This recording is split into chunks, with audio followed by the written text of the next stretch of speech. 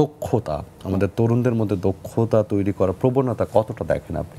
আচ্ছা, দক্ষতা তৈরি করার বিষয়টা হচ্ছে আমি যদি এখন কর্পোরেট ভিউ পয়েন্ট থেকে যদি বলি, কারণ এই জিনিসটা হচ্ছে আমরা যখন কর্পোরেটের সাইড থেকে যখন দেখি, পার্টিকুলারলি এইচআর যেহেতু আমরা ইন্টারভিউগুলো নেই, তখন যেটা দেখা যায় যে আমাদের আসলে হচ্ছে যে স্কিলসটা নিয়ে হচ্ছে ছেলেমেয়েরা বের হচ্ছে এডুকেশন ইনস্টিটিউশনসগুলো থেকে, আর অ্যাকচুয়ালি হচ্ছে অফিস স্পেসে এসে যে ধরনের স্কিলসগুলো লাগে সেখানে একটা গ্যাপ দেখা যায় আর কি। হ্যাঁ, সো এখানে যে প্রবলেমগুলো হয়ে যাচ্ছে সেটা হচ্ছে যে আমাদের যেই ইউনিভার্সিটিতে যে কারিকুলামগুলো থাকে সেটা কোনো একটা কারণে হচ্ছে একটু অবসোলিট হয়ে যাচ্ছে। হ্যাঁ, আমরা হয়তো বা এখনো পর্যন্ত 5 বছর আগে যা পড়ানো হচ্ছিল সেটাই এখনো পর্যন্ত পড়িয়ে যাচ্ছি।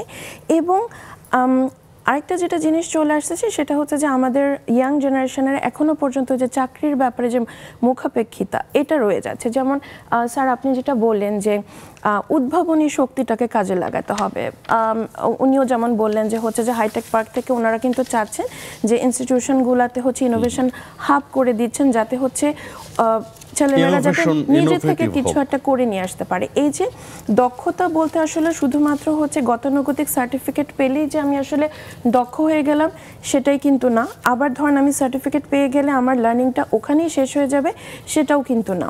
এবং লার্নিংয়ের স্কোপটা কিন্তু হচ্ছে থিওরিটিক্যাল, কিন্তু এখন যেটা হচ্ছে যে প্র্যাকটিক্যাল যে বিষয়টা এটা এখন হচ্ছে একটু মুখ্য হয়ে দাঁড়িয়েছে আর কি। যে আমাদের ইউনিভার্সিটিগুলোতে আমরা দেখছি যে ওই প্র্যাকটিক্যালি যে কাজটা আসে ওইটা প্র্যাকটিস করার জায়গাটা কম। হ্যাঁ, তো এটার ক্ষেত্রে হচ্ছে আমি আসলে যেটা বলতে পারি, যেহেতু এখানে হাইটেক পার্ক থেকে আপনি আছেন এবং বঙ্গবন্ধু ডিজিটাল ইউনিভার্সিটি থেকে ওনারা আছেন, আপনারা আসলে যেটা করতে পারেন সেটা হচ্ছে যে আমি যেমন হচ্ছে যে টক শোটা শুরু হওয়ার আগে স্যারকে যেমন বলছিলাম যে আপনারা হচ্ছেন শুধুমাত্র হচ্ছে মানে ডিজিটাল এডুকেশন নির্ভর একটা ইউনিভার্সিটি হচ্ছেন আপনারা, কিন্তু এটার যেমন এক্সপোজার হয়তো বা খুব কম মানুষই জানে। ইভেন হচ্ছে যে যেমন স্যার বলছিলেন, আমি যেমন জিজ্ঞাসা করছিলাম যে কারা ভর্তি হয়, সো 24টা পাবলিক ইউনিভার্সিটিতে যখন গুচ্ছ পরীক্ষা হয় সেখান থেকে স্টুডেন্টরা তো ধরেন চুজ করে অথবা যে যেখানে যায় ওইভাবে হচ্ছে কেউ হয়তো বা ওই ইউনিভার্সিটি হয়তো বা পড়তে পারে। কিন্তু এই যে যেমন যে ছেলেটা আজকে এবার এইচএসসি পরীক্ষা দিবে তার তো জানা থাকা উচিত যে এরকম একটা ইউনিভার্সিটি এক্সিস্ট করে এবং এই ধরনের সাবজেক্ট হচ্ছে এই ইউনিভার্সিটিটা হচ্ছে অফার করছে, এবং এখান থেকে আমি বের হলে যেই সাবজেক্টগুলো নিয়ে আমি পড়তে পারবো সেটাকে আমি কোথায় কোথায় কাজে লাগাতে পারবো।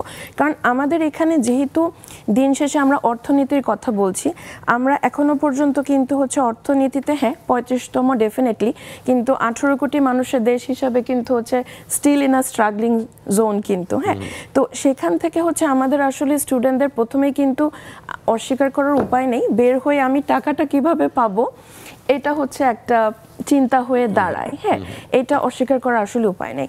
কিন্তু বিষয়টা যেটা হচ্ছে যে আমরা যেমন ধরেন ফ্রিল্যান্সিং এর কথা আমরা বলি যে লাখ লাখ টাকা, কিন্তু সবাই কি লাখ টাকা পাওয়ার যোগ্য? এবং যদি যোগ্য হয়ে থাকে কেন যোগ্য